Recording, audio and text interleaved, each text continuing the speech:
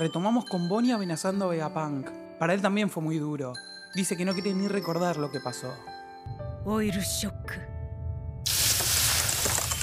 Che, este poder que muestra Bonnie, ¿no se parece a la fruta de oxidar? La que tenía el marín que le rompió la espada a Zoro al final de Enies Lobby. そうじゃ。ウエストブルーのある学者がこう言った。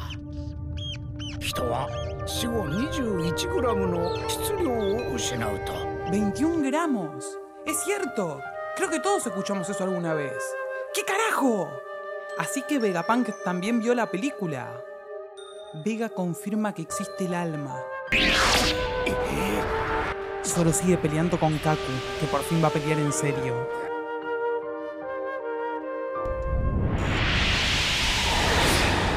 ¡Los serafines lo siguieron! ¡Ya están en la puerta del laboratorio! ¡La puta madre!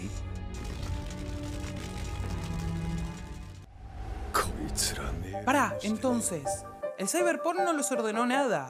Los serafines actuaron por su propia cuenta, aunque parece que Lucci sospecha de la rubia.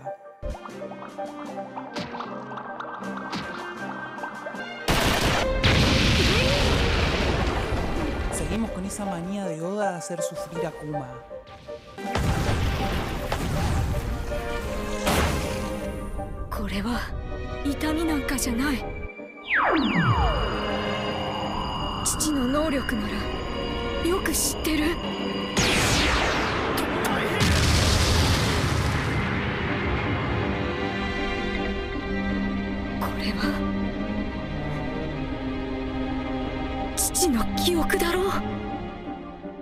¡La puta madre, Oda! ¡Déjalo a Kuma en paz!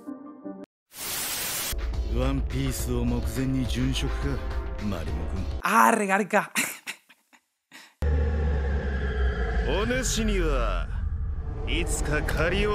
Sí. Efectivamente tiene la fruta despierta. Me reintrigaba el aspecto de Kaku. A ver cómo se veía con la fruta despierta.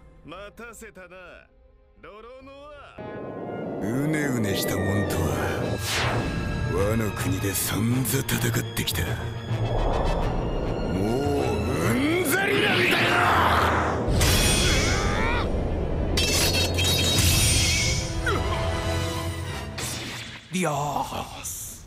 No existe personaje más badass en la tierra que Zoro Senpai. ¡Oh, la puta! Siempre que cambian esta animación es porque algo increíble va a pasar.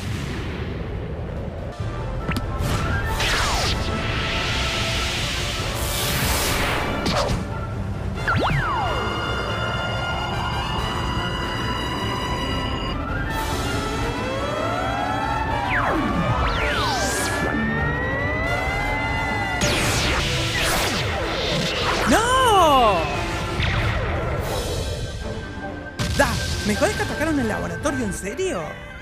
Bueno, me sorprende esto.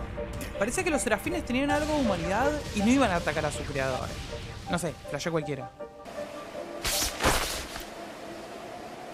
¡Eh!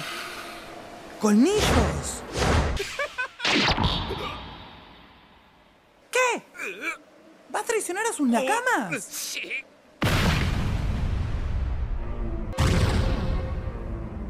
¿Por qué? ¡Kaku! ¿Qué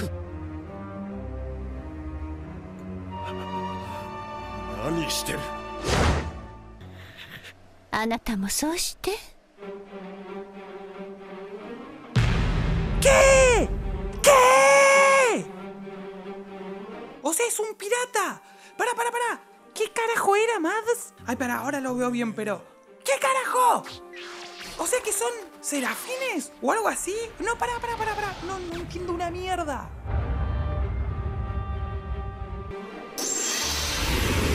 ¿Qué? Kairoseki. Tiene Kairoseki en el lápiz labial.